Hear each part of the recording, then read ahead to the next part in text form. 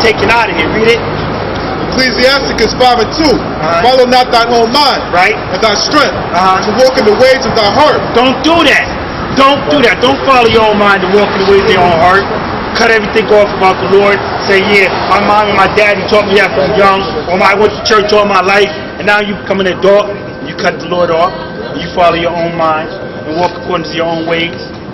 Start living the way you want to live. And then you build up so much pride that when you see your destruction coming, you can't turn it around. Why? Because you turned your back against the Most High. What the Lord said, what's that on me?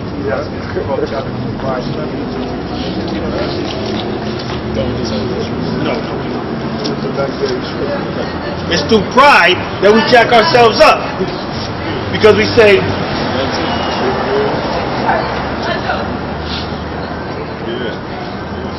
that's all they got.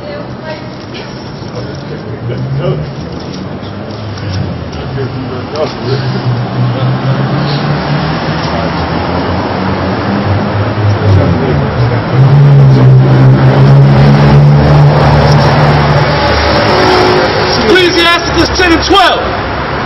The beginning of pride is when one departed from the Most High, and his heart is turned away from his Maker. And his heart is turned away from his Maker.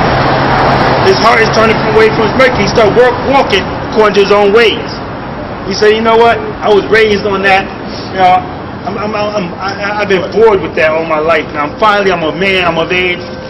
He kicked at the Most High. He said, get that out of here. I'm gonna start doing my own thing. He started building up pride. So in his pride, he sees destruction coming, but through pride, he can't cut it off. He can't turn back around because he done did so much wickedness, man. He done did so much wickedness. He done said so many things. He done cast the Lord off. People say, hey, yo, didn't we grow up in the church? He said, yeah, you know, that ain't for me no more. I'm doing this. And people marked him for that. And now he sees destruction coming, but he don't have the courage no more to turn back to the Heavenly Father because it's pride. Check out what happens. Ecclesiasticus 10 and 13. I didn't make this up. It's right here. For pride is the beginning of sin, and he that hath it shall pour out abomination. Shall pour out abomination. So he sees destruction coming. He see it, but it's through pride that he can't turn it back around because he done went too far.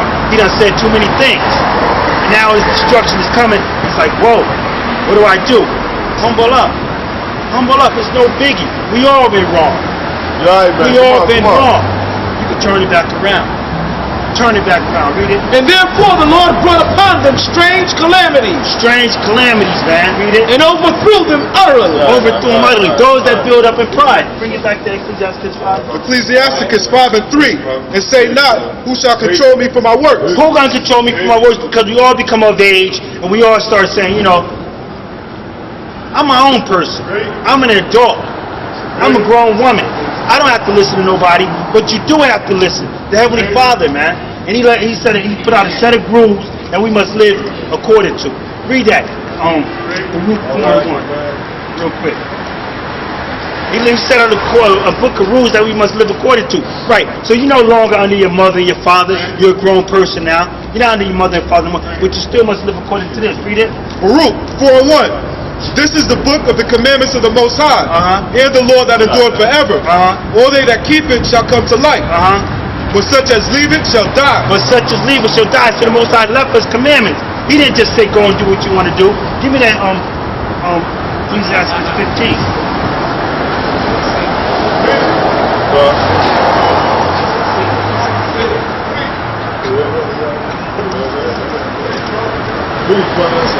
Ecclesiasticus 15 and 20.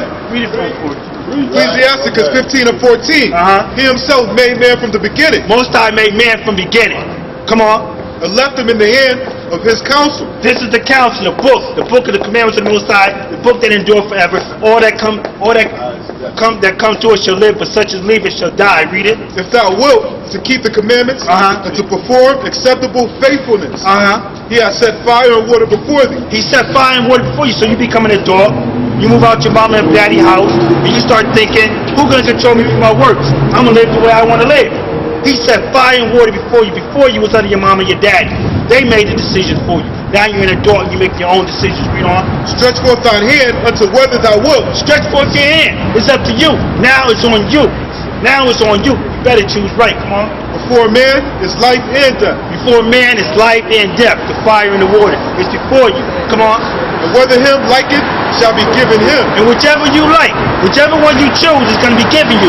And now you can't cry in the end. You can't cry in the end because you had a choice to choose. It was your choice to make a decision. It wasn't on your mom and your daddy no more. It was on you. Point is, the end of all things is at hand, man. And we being grown men and grown women, we need to make some wise decisions, man. Read it. Ecclesiasticus 15 and 18. For the wisdom of the Lord is great. It's great. And he is mighty in power. Mighty in behold power. all things. He's watching everything. So yeah, you're not under your mother, you're not under your father, but the Heavenly Father is watching. You can't get away with nothing. Read it.